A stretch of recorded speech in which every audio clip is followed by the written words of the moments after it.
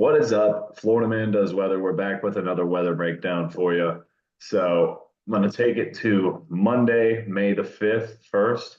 We've got an enhanced risk out in Texas, mainly for large hail, significant, 2 inches and up. And then damaging wind risk, a little bit lower than it was today. You're going to have higher dew points. Your mixing rates for those are a little bit weaker. So not as likely to have evaporative cooling and evaporative enhancement of downdrafts. But the tornado risk, I think, is being a little bit understated. There is a real potential for strong tornadoes with these storms we get going tomorrow. So the setup we've got, I'm sure if you follow any other weather people on Facebook or anywhere, you've seen this. We've got two cutoff lows, omega block pattern, and this one was responsible for some decent severe weather up near Jacksonville, Miami. We had a real early morning tornado warning come through about 8:20 something today in Yep. Pasco County. Yeah, it was Pasco. It went through central, so kind of Wesley Chapel, Dade City area. Okay, so this is basically just going to sit here. We're going to have slightly cooler temperatures everywhere. This is the main player. This way bigger trough, a little bit stronger, better flow rounding the base. So today we've had some moisture return up into this region of far west Texas, southeast New Mexico. It's primarily been high-based supercells with just hail, some wind, no, nothing tornadic. We've got dew points in the 40s and 50s out there, so everything is just very, very elevated, mainly producing hail. Tomorrow is where things change. This is still going to kind of be meandering around here, but you're going to have slightly stronger flow rounding the base of this trough over West Texas, and that is where things are going to focus. So throughout the day tomorrow, we're going to have enhanced moisture return, basically following the Rio up through Fort Stockton, Odessa, and Lubbock is where your best moisture is going to reside. We're going to watch for those little dry line bulges to develop tomorrow. And, convection that's ongoing right now is also going to most likely leave an outflow boundary that's going to act like a little warm front and kind of delineate the northward extent of this tornado threat. But right now, we think it's going to basically be from Lubbock all the way down to Fort Stockton, which is kind of down here. So your first storm is probably going to initiate around Fort Stockton off of the hills and stuff that are down there. It's a little bit of upward forcing just from the geography of the area. That'll probably be your first supercell to go up. Could also be the first tornadic storm. And then I firmly believe that the next storms are really going to be focused around wherever the northernmost extent of this moisture tongue is, because it's going to be right along kind of a pseudo triple point wherever that outflow boundary and the dry line that's going to be present out here meet.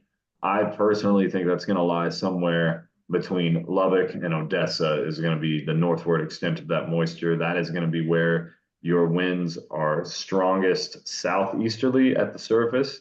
And then everything else above that is coming basically from the due west. We're not going to have too much of a low level jet out there tomorrow. So it's really going to depend on how much a supercell can route along the outflow boundary and gather up as much spin as it really can.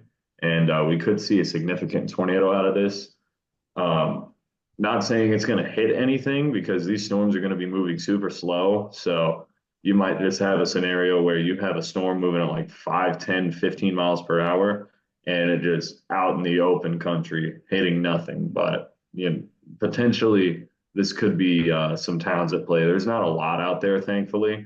So this is really like a chaser's paradise setup Yes, tomorrow. definitely. And then convection from Monday will likely congeal into some type of a mesoscale convective system. This will either, depending on how far north the moisture makes it, this will either focus and spread more towards Dallas and the Red River, or it'll kind of focus and spread more towards like Austin, Waco, those areas. But wherever that happens, going into Tuesday, We are likely to have ongoing convection. As you see, there is a little bit of a surface cyclone starting to form up, and you've got this real deep pool of moisture further south. So wherever that mesoscale convective system is sitting, it could, if it's out here and it kind of loops back towards the Rio down here, your best severe weather chances are going to be down here, supercell wise. Up here, you're probably going to have mainly a rain risk, flooding rain, damaging wind as well. And these are areas that just got done with flooding. I think Oklahoma had like its wettest April on record. Dallas just flooded the other day, so get ready to experience more of that. Heed those flash flood warnings. But if we have a good slow propagating mesoscale convective system, which basically just a squall line, that could very well act as a focal point for these little confluence bands that are probably going to develop out here.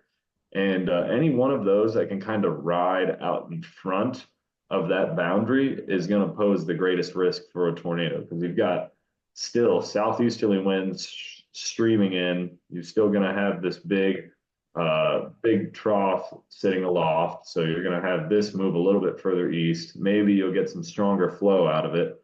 But honestly, I'm thinking Tuesday, most likely to just be a wind and rain day. Tomorrow is really the day to watch for. So now we'll move on to some convection allowing models and see what the HRRR thinks is going to happen. This should be pretty interesting. 0Z is not all the way in, so we'll use the 18Z for now. And I'm just going to put it on the moisture actually. So this is progressing through tonight into tomorrow morning. So you can already see this dry line start to really take shape out here. Right around here, you have somewhat of a surface cyclone starting to develop. So I would Starting to think, block that warm nose, that warm moist nose, and it's starting to veer it north and push it more off towards the east at that point. yep. So we'll put this at about 1 p.m. So at this point, you're a little bit east of Lubbock with the best, 60-degree dew points, but you can get it done with upper 50s dew points out here.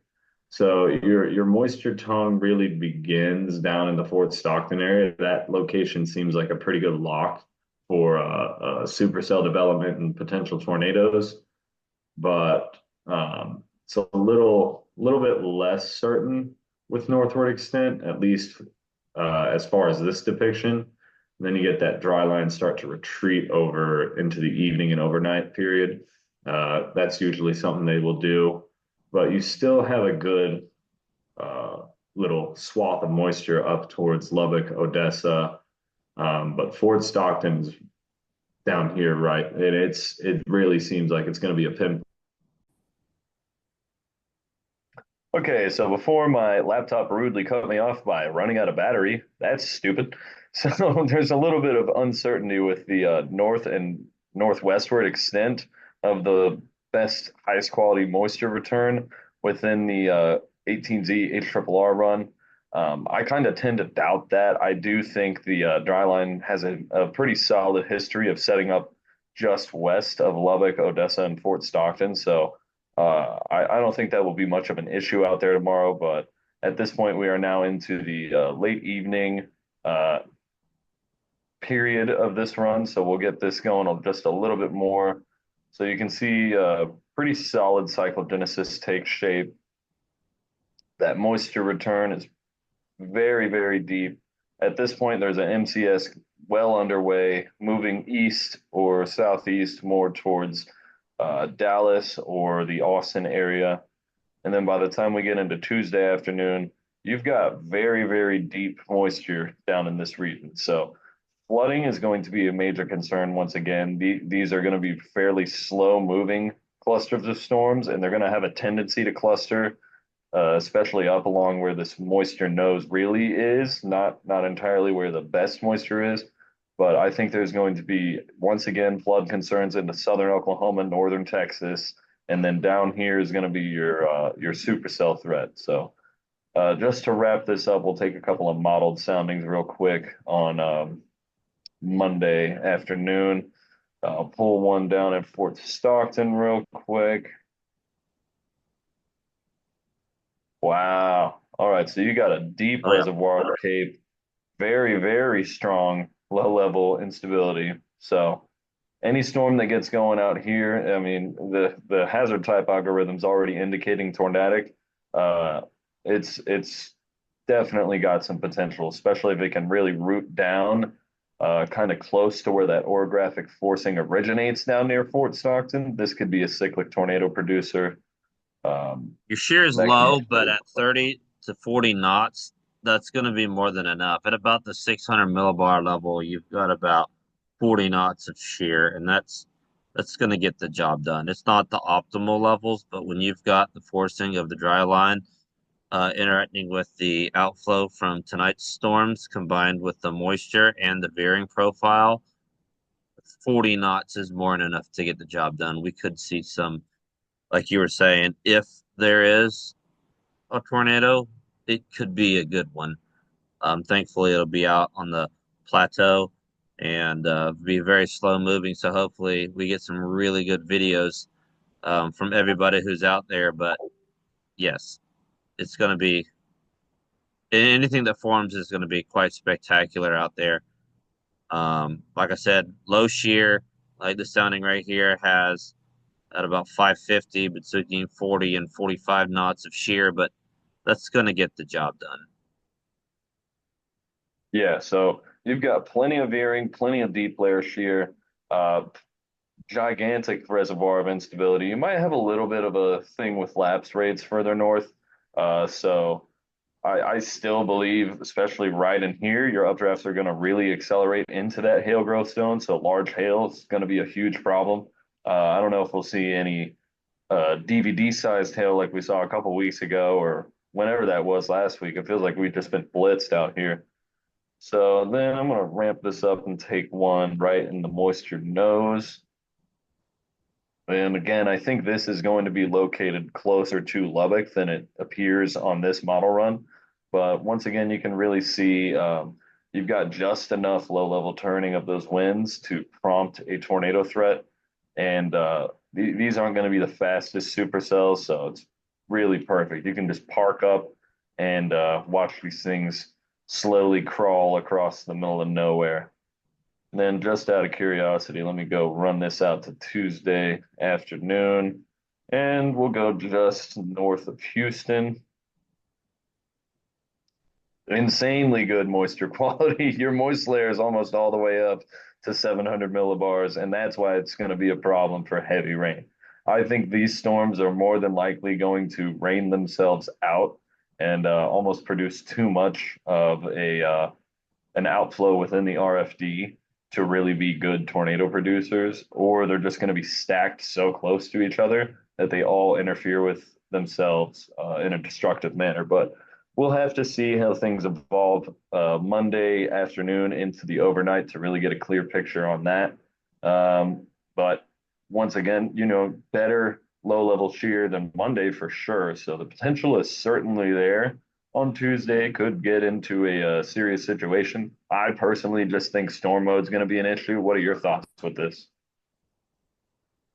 Your issue, like you were saying, is going to be coverage. All too often we see on setups with amazing parameters, the storms form and they're parasitic. They choke each other out. Um, if for some reason we're able to get some storms out there that, especially on the outside of the complexes, that can just tap into that inflow unimpeded, you may have some issues on the fringe storms for sure. Um, but like I said, time and again, we've seen these prime environments with just rich moisture form too many storms, and then they end up choking each other out. The uh, the potential is there if you can get one isolated. If you can get a cell isolated, like I said, a cell on the fringe, but you're going to be dealing with a lot of parasitic interference on Tuesday. That being said, the analog is there. The analog is there. The numbers are good. Um, it's just going to be a matter of how many storms form, how many storms get in each other's how many storms get in each other's way. Really for Tuesday, and I think tomorrow evening, even into Tuesday morning, whenever we get some soundings out there, some balloon soundings, we'll have a better idea. Cloud coverage will also be an issue.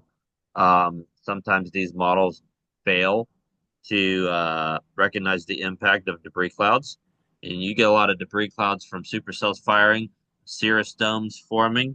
It's going to interfere with development, and you'll end up like you saying with heavy rainmakers. Anything that does form will be definitely HP. So if you get any big tornadoes, they're likely going to be buried behind rain curtains, and that's going to be a hazard. Yeah, hard agree on that.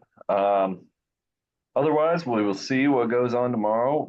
We'll keep you updated on the Facebook page, Florida Man Does Weather, same as our YouTube channel. And yeah, have a good night, you guys. Whenever you're watching this, enjoy. We're betting on Fort Stockton, Odessa, and Lubbock. That'll be tomorrow's play. Yep.